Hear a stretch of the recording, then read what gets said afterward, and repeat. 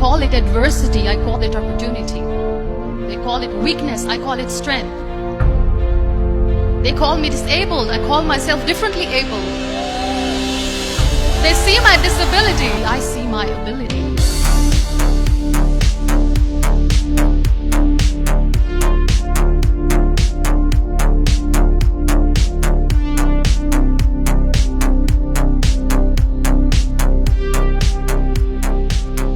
There are some incidents that happen in your life, and those incidents are so strong that they change your DNA.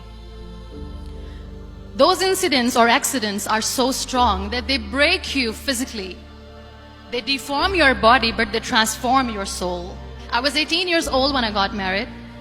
I belonged to a very conservative family, a Baloch family, where good daughters never say no to their parents. My father wanted me to get married, and all I said was, if that makes you happy, I'll say yes. And of course, it was never a happy marriage. Just about after 2 years of getting married, I met a car accident. Somehow my husband fell asleep and the car fell in the ditch. He managed to jump out, saved himself. I'm happy for him. But I stayed inside the car and I sustained a lot of injuries. The list is a bit long. Radius ulna of my right arm were fractured.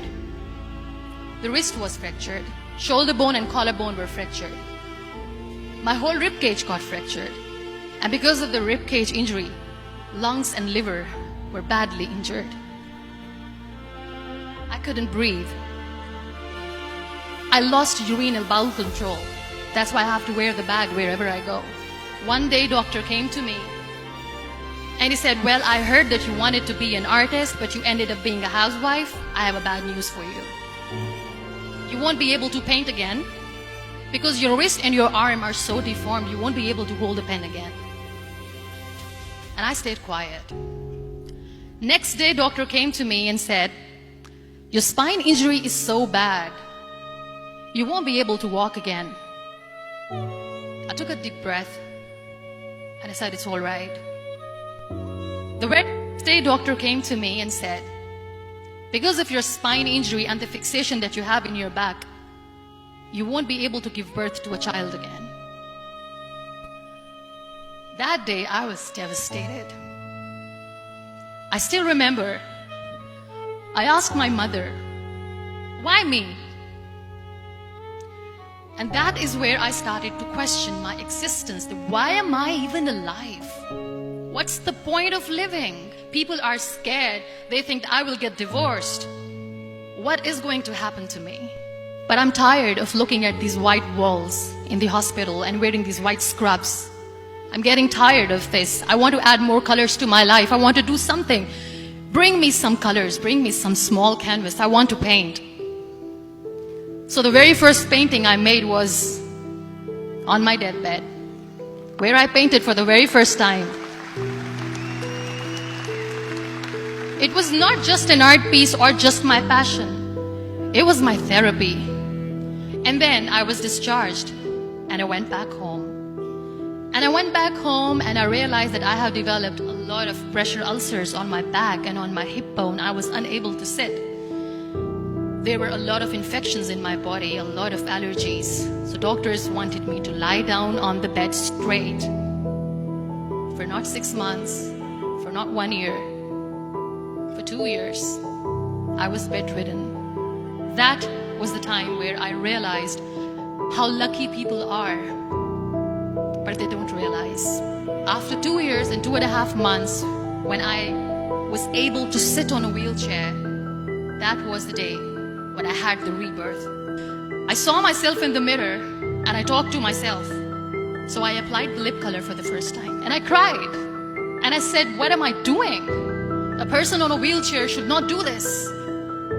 What will people say? Clean it up. Put it again. This time I put it for myself because I wanted to feel perfect from within.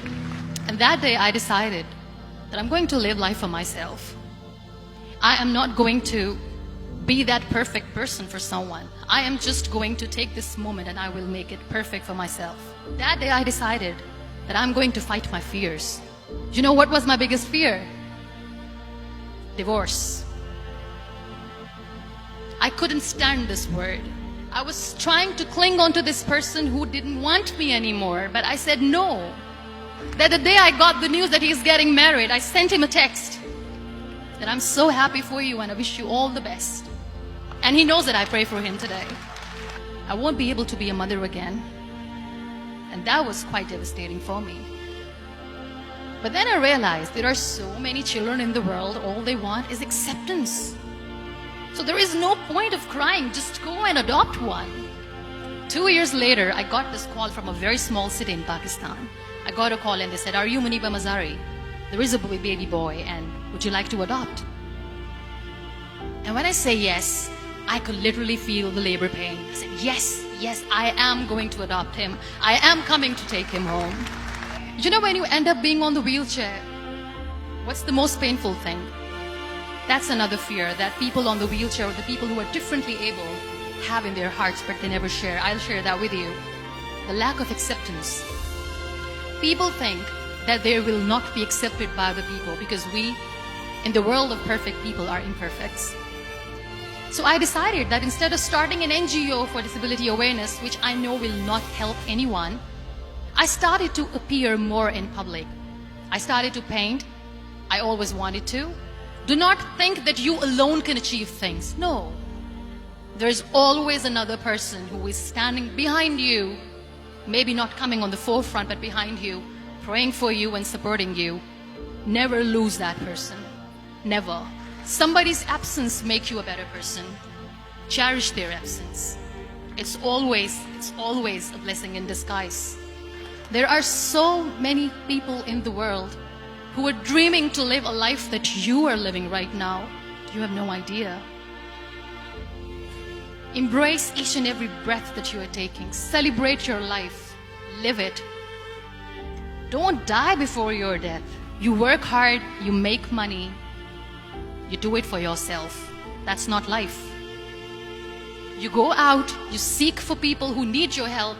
You make their lives better.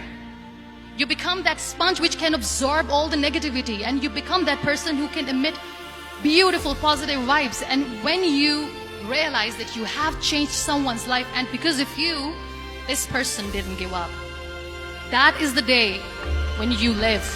Love yourself and spread that love. Life will be hard, there will be turmoils, there will be trials, but that will only make you stronger. Never give up. The real happiness doesn't lie in money or success or fame. I have this all, I never wanted this. Real happiness lies in gratitude. So be grateful, be alive, and live every moment.